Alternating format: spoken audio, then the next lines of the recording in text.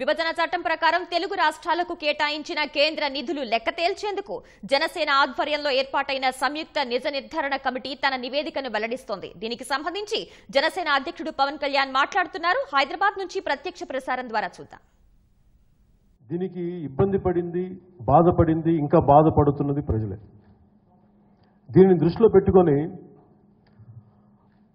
అసలు ఎవరు ప్రజలకు సంబంధించిన మాటలు ఎవరు మాట్లాడండి. ఎంతసేపు పార్టీల పరంగా మాట్లాడతారు, ప్రాంతాల పరంగా మాట్లాడతారు, కానీ అసలు ఇందులో ప్రజల ప్రమేయం ఎక్కడుంది, వాళ్ళు ఎందుకు తిట్లు పడాలి, ఇంక్లూడింగ్ నాలాంటి వాటితో సహా.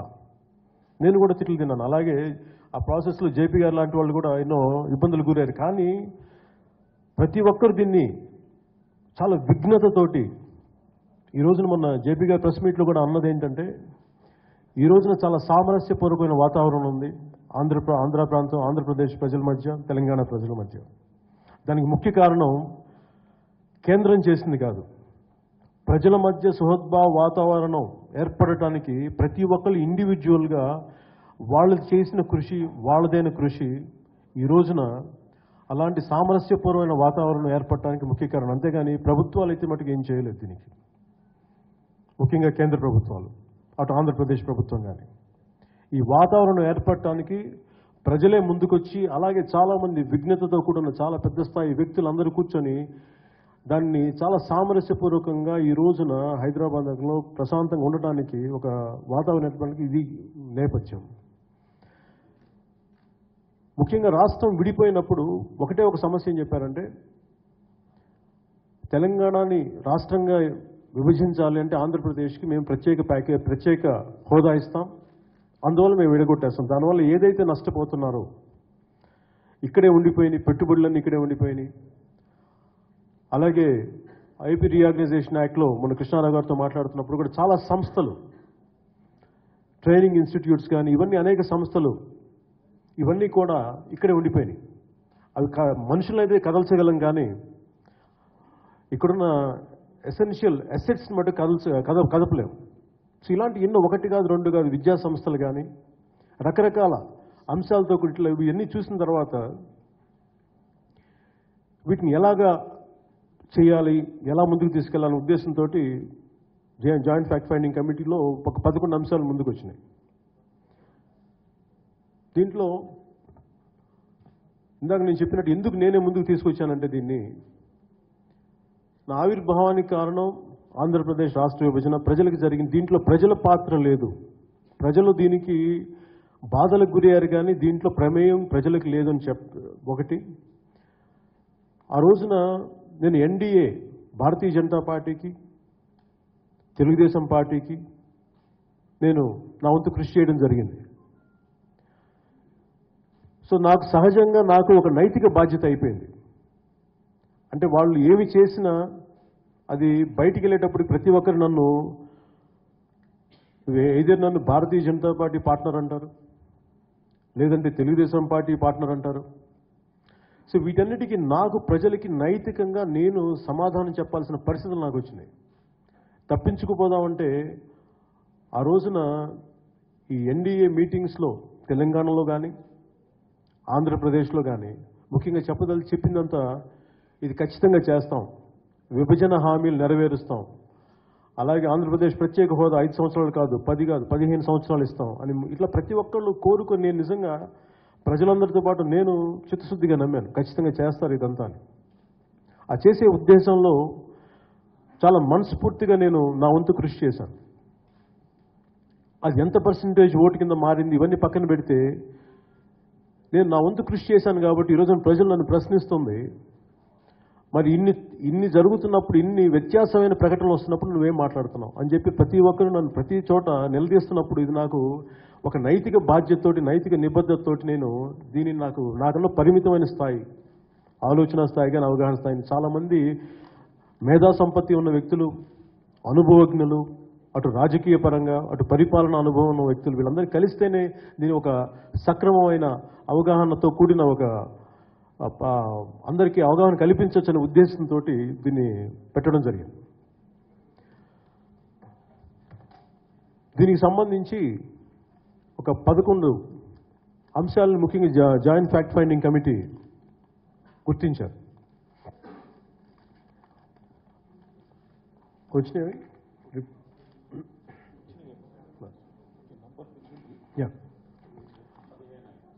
ఆల్మోస్ట్ అంటే ముఖ్యంగా అంటే ఏవైతే ఏపీ రీఆర్గనైజేషన్ యాక్ట్లు చాలా ఉన్నాయి, కానీ వాటిని ముఖ్యంగా ఏవైతే వెంటనే ప్రభావితం చేస్తాయో,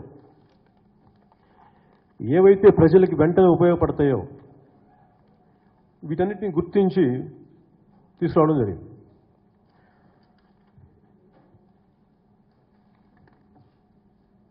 దీంట్లో ముఖ్యంగా special category status to Andhra Pradesh. ఈ స్పెషల్ కేటగిరీ స్టేటస్ వల్ల మామూలుగా సెంట్రల్ ఫండ్ చేసే స్కీమ్స్కి 60%, 40% అలాంటి వాటి మధ్యలో 90% సెంట్రల్ ఫండెడ్ లాగా ఉండేలాగా ఇట్లాంటి, అలాగే ఆ డీటెయిల్స్ అన్నీ మన ఎక్స్పర్ట్స్ ద్వారా వింటాను. బట్ నాకు బేసిక్గా అనిపించింది ఏంటంటే దీంట్లో ఎలక్షన్స్ అయిపోయినప్పుడు మొదటి 100 రోజులు, ఫస్ట్ 100 days ఇది ఎవరిని డిస్టర్బ్ చేయకూడదు, ఎందుకంటే ఇప్పుడిప్పుడే సెటిల్ అవుతున్నాం అని చెప్పి కామ్గాను నేను వెంటనే స్పెషల్ కేటగిరీ స్టేటస్ ఇచ్చేస్తాను అందరిలాగా నేను కూడా నమ్మాను. కానీ 100 రోజులు అయిపోయిన తర్వాత ఇప్పుడిప్పుడు సర్దుకుంటున్నాం ఉన్నారు. మొదటి సంవత్సరమే కదా అని 1 సంవత్సరం గడిచిపోయింది. సంవత్సరం తర్వాత ప్రజలు చిన్న అసహనం బయలుదేరింది, దీని మీద ఏం మాట్లాడతారని చెప్పి. అది ఒక స్థాయికి రీచ్ అయినప్పుడు 16లో ఇప్పుడు నేను తిరుపతిలో ఏం చెప్పానంటే, అసలు స్పెషల్ కేటగిరీ స్టేటస్ అనేదాన్ని మీరు కావాలని నిర్లక్ష్యం చేస్తున్నారా, అసలు ఇస్తారా, అసలు ఇచ్చే ఉద్దేశం ఉందా లేదా అన్న ప్రశ్న నేను తిరుపతిలో వేసినప్పుడు ఆ రోజు రాత్రికి రాత్రి మరి ఏదో వెంటనే మేము ఒక స్పెషల్ ప్యాకేజ్ లాంటిది అనౌన్స్ చేస్తామని చెప్పి ఏదో మాట్లాడారు. అది కొద్ది రోజులు అయిన తర్వాత దాని మీద కూడా ఇంకా స్పష్టత రానప్పుడు నేను కాకినాడలో సభ పెట్టినప్పుడు ఈ స్పెషల్ కేటగిరీ స్టేటస్ గురించి ప్రజల్లో ఉన్నదాన్ని నేను అడ్రస్ చేయడానికి వెళ్తున్నప్పుడు ఆ రోజున హడావిడిగా ఆ రోజు కూర్చొని అర్ధరాత్రి 12 గంటలకి కొంపలు మునిగిపోయినట్టుగా స్పెషల్ ప్యాకేజ్ ఒకటి అనౌన్స్ చేశారు.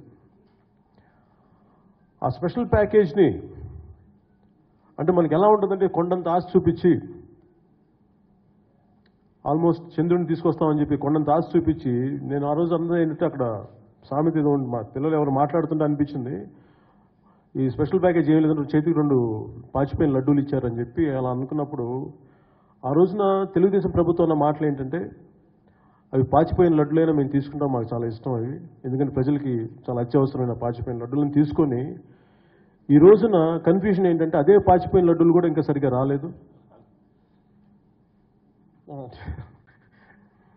అవి కూడా అంటే అవి కూడా ఇవ్వలేదు ఈ రోజుకి కూడా. అంటే ఫర్ ఎగ్జాంపుల్ స్పెషల్ ప్యాకేజ్ సంబంధించి.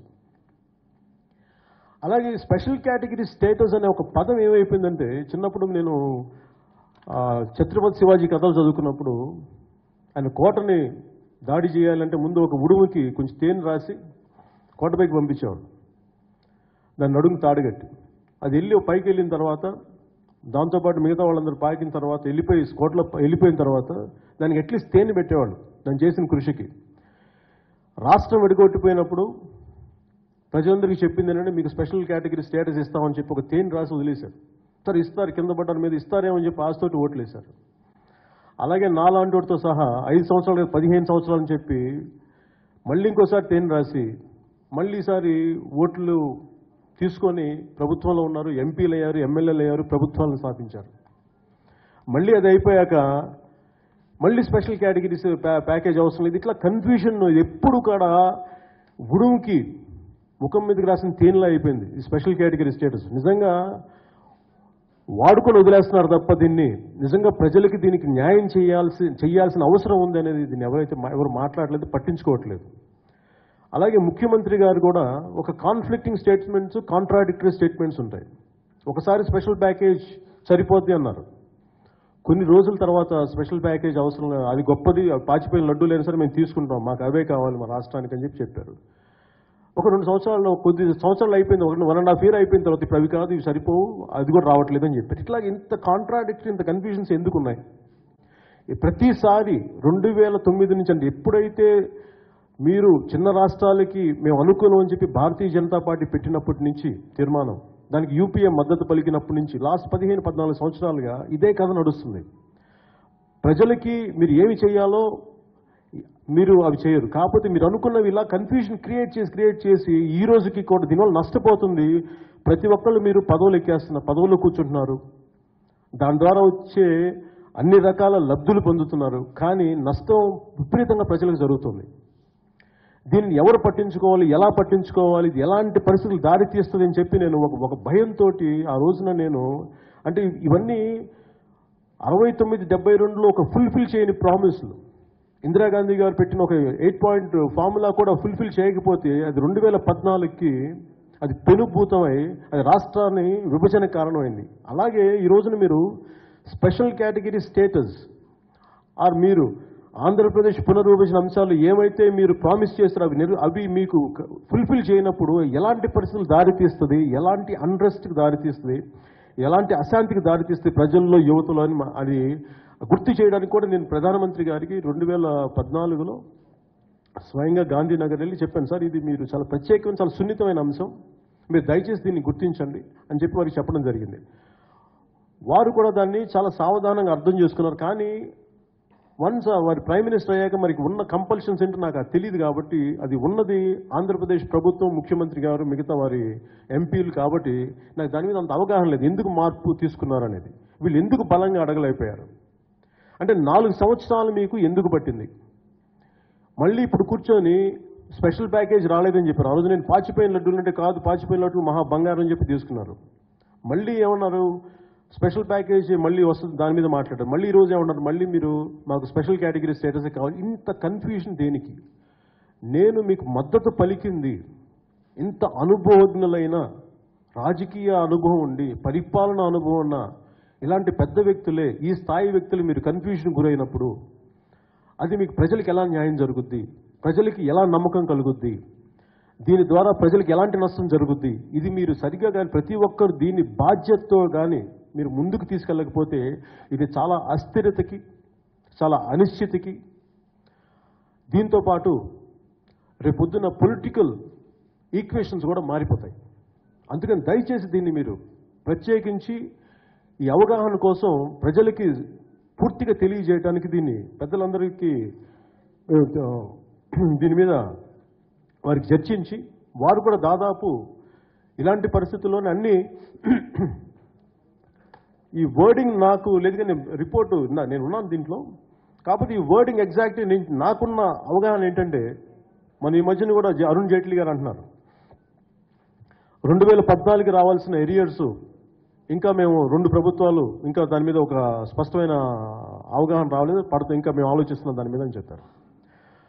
అంటే నేను ఒక 4 సీనియర్ ఐఏఎస్ ఆఫీసర్ని కొద్దిగా రిక్వెస్ట్ చేస్తే ఇన్ని 100 పేజీలని పరిశీలించి వారికున్న రకరకాల కాంటాక్ట్స్ని వాడి ఒక అవగాహనకి రాగలి ఒక రిపోర్ట్ తేగలిగినప్పుడు, ప్రజలు ఇంత కష్టపడి ట్యాక్సులు కట్టి ఇంతమంది యంత్రాంగానికి పోషిస్తున్నప్పుడు ఈ రోజుకి మీరు 2014-15 ఎరియర్స్ని మీరు ఈ రోజుకి ఇంకా మాకు స్పష్టత రాలేదు అని అరుణ్ జైట్లీ గారు మాట్లాడినా కానీ, అలాగే ఇక్కడ రాష్ట్ర ప్రభుత్వం మాట్లాడినా కానీ దీన్ని ఎలా అర్థం చేసుకోవాలో మాకు తెలియట్లేదు.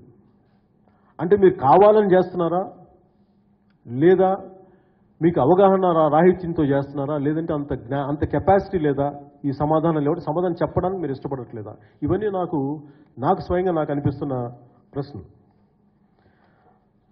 అలాగే ఒక సింగిల్ స్టేట్మెంట్లో అన్ని చదువుతున్నప్పుడు ముఖ్యంగా స్పెషల్ కేటగిరీ స్టేటస్కి సంబంధించి అనేక అంశాలను పరిశీలిస్తే కమిటీ అభిప్రాయపడింది ఏంటంటే ఖచ్చితంగా స్పెషల్ కేటగిరీ స్టేటస్కి ఏది కూడా సరిపోదు. స్పెషల్ కేటగిరీ స్టేటస్ ఇస్తేనే 100% న్యాయం జరుగుతుంది, ప్రజలకి 100% న్యాయం జరుగుతుంది. దాని మీద కమిటీ ఒక చాలా బలమైన అభిప్రాయానికి వచ్చింది. కాబట్టి అది మీరు దాంట్లో కమిటీలో ఒకటి 2 అభిప్రాయాలు ఏమున్నాయంటే దానికి స్పెషల్ కేటగిరీ స్టేటస్ అని పేరు పెట్టాలి, అది ఉంది. కానీ కాకపోతే విభజన హామీల్లో మీరు ఇవ్వాల్సిన స్పెషల్ కేటగిరీ స్టేటస్, ఆ బెనిఫిట్స్ మీరు ఇచ్చి తీరాలి అనేది ఖచ్చితంగా ఉంది. అలాగే విద్యా సంస్థలు ఉన్నాయి, 11 మన జాతీయ స్థాయి విద్యా సంస్థలు. వీటికి సంబంధించి నిధులు 11,000 పైన చిల్లరుంటే వాళ్ళు ఇచ్చింది ఫ్యూ హండ్రెడ్స్ ఇచ్చారు, లెస్ దెన్ 500 లేదా 600 లోపు. దీనికి ఇందాక జస్టిస్ గోపాల్ గౌడ గారు కూడా స్టేట్మెంట్ ఇచ్చారు, అది మీకు మీడియా కూడా మేము రిలీజ్ చేస్తాం. అంటే ఈ రోజున ప్రతి ఒక్కళ్ళు డెమోగ్రఫిక్ డివిడెండ్ కావాలి జరుగుతుంది. చాలా అడ్వాంటేజ్ ఆఫ్ డెమోగ్రఫిక్ డివిడెండ్ అంటారు. ఇంతమంది యువత పని చేయబోతున్నారు, ఇంతమంది యుక్త వయసులో ఉన్న యువత ఉన్నారు, వీరికి బోల్డ్ అంతా మనం అడ్వాంటేజ్ అవుతుంది, గ్రేట్ వర్క్ ఫోర్స్ అవుతుంది. మీరు వర్క్ ఫోర్స్ కావాలి అంటే మీరు పరిశ్రమలు పెట్టాలి, విద్యా సంస్థలకి మీరు డబ్బులు ఇవ్వాలి.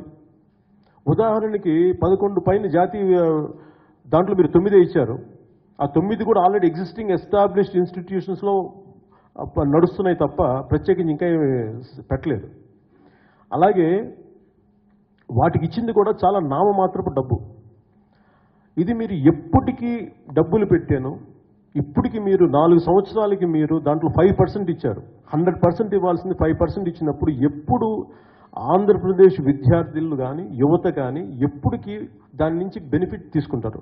అంటే ఇప్పుడు 5 సంవత్సరాలు అయినప్పుడు 5% ఇచ్చినప్పుడు ఇంకెన్ని సంవత్సరాలు పడుతుంది? మేబీ 20 years, అంటే 2 decades పడుతుంది. మీరు చేసిన డ్యామేజ్ 2 దశాబ్దాలు ఆల్రెడీ విపరీతమైన చేత్కారాలతోటి అవమానాలతో పడ్డ ప్రజలకి మీరు పుండు మీద కారం జల్లినట్టుగా అటు రాష్ట్ర ప్రభుత్వం కానీ అటు గవర్నమెంట్ ఆఫ్ ఇండియా కానీ పుండు మీద కారం జల్లినట్టుగా మీరు డబ్బులు విడుదల చేయరు. అది మరింత అసహనానికి మరింత ఆందోళనకి గురి చేస్తుంది ప్రజలు.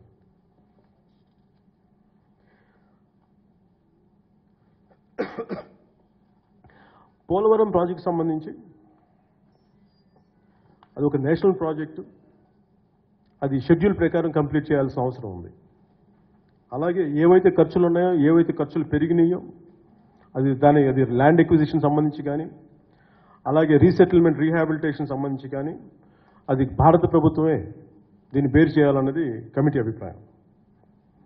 అలాగే government of India, Polavaram project authority ఈ పనులు జరగడానికి సాధ్యమైనంతగా దీనికి స్మూత్గా అంటే చాలా సున్నితంగా సరిగ్గా జరిగేలాగా ఈ ఫండ్స్ ఫ్లో, ఈ నిధులు పంపకం సరిగ్గా జరిగేలా, అలాగే ఎలాంటి ఇబ్బందులు లేకుండా ఈ పోలవరం ప్రాజెక్ట్ పూర్తి అయ్యేలా చూడాల్సిన బాధ్యత ఉంది. ఇది కమిటీ తాలూకా అభిప్రాయం. నాకు వీటన్నిటికి మించి నాకు వ్యక్తిగతంగా నాకున్న అభిప్రాయం ఏంటంటే, అసలు పోలవరం ప్రాజెక్ట్ అనేది ఒక నేషనల్ ప్రాజెక్ట్. ఈ రోజున రాష్ట్ర ప్రభుత్వం ఆంధ్రప్రదేశ్ రాష్ట్ర ప్రభుత్వం దాన్ని తీసుకోకుండా ఉండాల్సింది. మీకు ప్రశ్నించే హక్కు ఉండేది. ఈరోజు ప్రశ్నించే హక్కును కోల్పోయి వాళ్ళ చేత మీరు ప్రశ్నించుకునే హక్కుని పరిస్థితికి మీరు వెళ్ళారు. అంటే ఇది దేనికోసం మీరు ఏ పరిస్థితుల్లో మీరు తీసుకున్నారు, అది స్టేట్ గవర్నమెంట్ ఎందుకు తీసుకుందో అది నాకైతే వ్యక్తిగతంగా అర్థం కాలేదు. అది ఒకవేళ రేపొద్దున పోలవరం ప్రాజెక్టు కానీ ముందుకు వెళ్ళకపోతే ఇప్పుడు బ్లేమ్ చేయాల్సింది సెంటర్ అవ్వదు, అది రాష్ట్ర ప్రభుత్వం అవుద్ది. అది ఎందుకంటే మీరు తీసుకున్నారు కాబట్టి ఆ జాగ్రత్తలు మీరు తీసుకోవాలి అని నేను వ్యక్తిగతంగా నేను కోరుకున్నాను.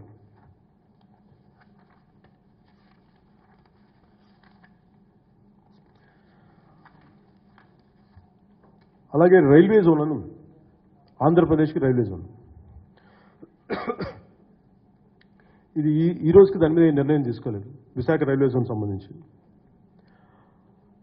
మీరు డెమోగ్రఫిక్ డివిడెండ్ కావాలి, యువతకి చాలా ఉద్యోగాలు ఇవ్వాలి. ఆంధ్రప్రదేశ్ ఇండస్ట్రియల్ యూనిట్ సెక్టర్ మొత్తం ఇండస్ట్రియల్ సెంటర్ అయిన డెవలప్మెంట్ అంతా హైదరాబాద్లో జరిగింది. దీనికి బ్యాలెన్స్ చేసేలాగా మేము ప్రతి చోట ఇక్కడ కొంత విశాఖ రైల్వే జోన్ చేస్తామని చెప్పి రీఆర్గనైజేషన్ కమిటీ బిల్లో ఉంది, ఏపీ రీఆర్గనైజేషన్ కమిటీ బిల్లో.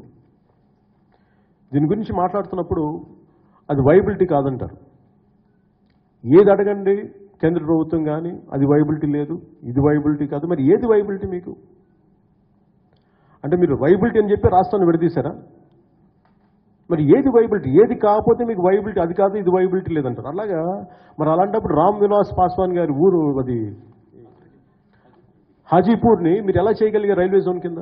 మరి దానికి రామ్ విలాస్ పాస్వాన్ గారికి మీరు అప్లై చేసిన రూల్ ఆంధ్రప్రదేశ్కి మీరు ఎందుకు అప్లై చేయలేరు? అది మీకు ఇచ్చిన హామీ. అంటే మీకు పార్లమెంట్లో ఇచ్చిన మాటకి విలువ లేకపోతే ప్రజలు ఏం తీసుకుంటారు? ఉదాహరణకి రాజభరణాలు రద్దు ఇవ్వాలా? ఇండియన్ యూనియన్ మన సర్దార్ వల్లభాయ్ పటేల్ గారిని ఒక డిస్కషన్లో జరిగినప్పుడు సెంట్రల్ హాల్లో అసలు రాజభరణాలు ఎందుకు ఇవ్వాలి, అసలు ఇవ్వాల్సిన అవసరం ఉంది అనుకున్నప్పుడు సర్దార్ వల్లభాయ్ పటేల్ గారు అన్న మాట ఏంటంటే, మీరు ఒకసారి పార్లమెంట్లో మాట ఇచ్చిన తర్వాత ఆ మాటని వెనక్కి తీసుకుంటే ప్రజల్ని మనం పాలించే నైతిక హక్కుని కోల్పోతాం. అది వారు చెప్పిన మాట. ఈ రోజున మనకి గుజరాత్లో అత్యంత ఎత్తైన సర్దార్ వల్లభాయ్ పటేల్ విగ్రహం చూస్తున్నప్పుడు నాకు అనిపించేది ఇట్స్ అకౌంటబిలిటీ. అంటే మీరు పార్లమెంటులో 100 అడుగుల విగ్రహం, పైన అడుగుల విగ్రహాన్ని చూస్తున్నప్పుడల్లా దేశానికి గుర్తొచ్చేది మీరు పార్లమెంట్లో ఇచ్చిన మాటని దయచేసి మరవకండి. అది మరిస్తే మనకి ప్రజల్ని పాలించే నైతిక హక్కుని కోల్పోతాం. అది ఆ విగ్రహం నాకు అది ఆ ప్రాజెక్ట్ పెట్టినప్పుడు నాకు అదే గుర్తొస్తూ ఉంటుంది. ఈ రోజున కేంద్ర ప్రభుత్వం అంటే ఒక ప్రభుత్వం చేసింది దానికి సక్సెసివ్ ప్రభుత్వం దాన్ని పాటించినప్పుడు అది ఎలాంటి పర్యవసానానికి దారితీస్తుంది? అసలు ఇంత అన్యాయం జరుగుతున్నప్పుడు రాష్ట్ర ప్రభుత్వం 4 సంవత్సరాలు ఎందుకు కామ్గా ఉంది? ఎందుకు ఇంత ఉదాసీనత ఉంది? దేనికి భయపడుతున్నారు?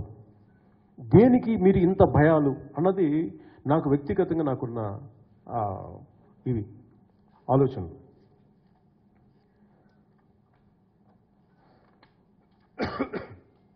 ఉదాహరణకి దుగ్గిరాజపట్నం ఉంది.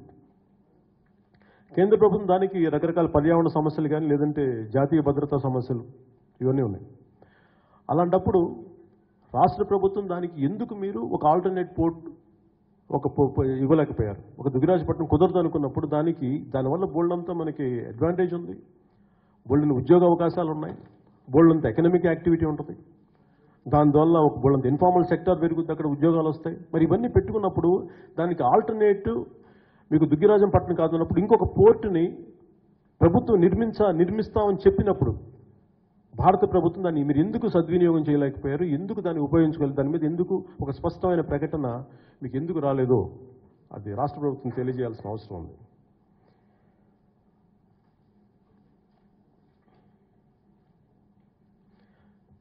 అలాగే విజయవాడ మెట్రో రైలుకి సంబంధించి, విశాఖపట్నం మెట్రో రైలుకి సంబంధించి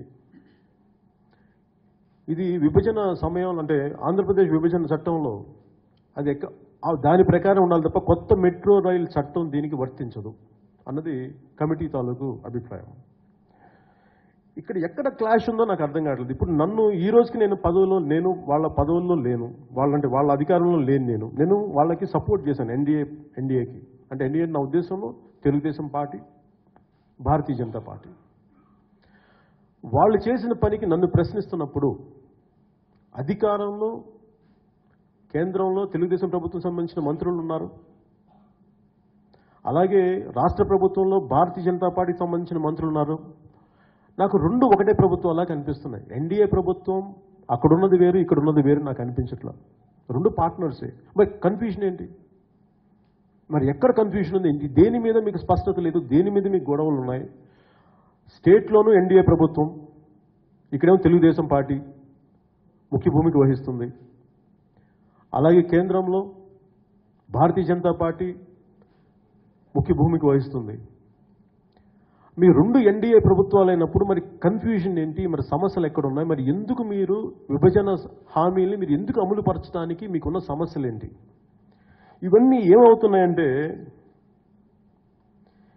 మిగతావన్నీ ఎక్స్పర్ట్స్ చెప్తారు. మాకున్న మేజర్ ప్రశ్న అంటే మీకు ఇంత క్లారిటీ ఉన్నప్పుడు, రెండు ప్రభుత్వాలు ప్రజలకు అందరికీ కనిపిస్తున్నప్పుడు మీకు ఎందుకు ఈ సమస్యలు? దేనివల్ల మీరు ఆగిపోతున్నారు? దీనివల్ల జరిగేది మీరు మళ్ళీ ఉడుముకి ముక్కుకి తేనె రాసినట్టుగా మళ్ళీ ఇంకోసారి ఆశ చూపించి ఈసారి కేంద్ర ప్రభుత్వం చేయలేదని మళ్ళీ మీరని మళ్ళీ ఈసారి మాకు ఒకళ్ళనొకళ్ళు బ్లేమ్ చేసుకొని మళ్ళీ రేపొద్దున మళ్ళీ ఇద్దరు కలిసిపోతారా, లేదా ఇద్దరు కలిసి చేస్తారా? లేదంటే దీంట్లో కన్ఫ్యూజన్ ఏమవుతుందంటే ప్రజలు చాలా బలంగా నష్టపోతున్నారు, విపరీతమైన అసహనానికి గురవుతున్నారు. దీన్ని ఏదో ఒక స్థాయిలో మీరు ఒక చరమాంకం పలకాలి, చాలా స్పష్టత ఇవ్వాల్సిన అవసరం ఉన్నది. నాకు అవగాహన ఉన్న పరిస్థితులన్నీ నేను చదివాను. అలాగే పెద్దలు జేపీ గారిని మిగతా ఒకసారి చెప్తే బాగుంటుంది.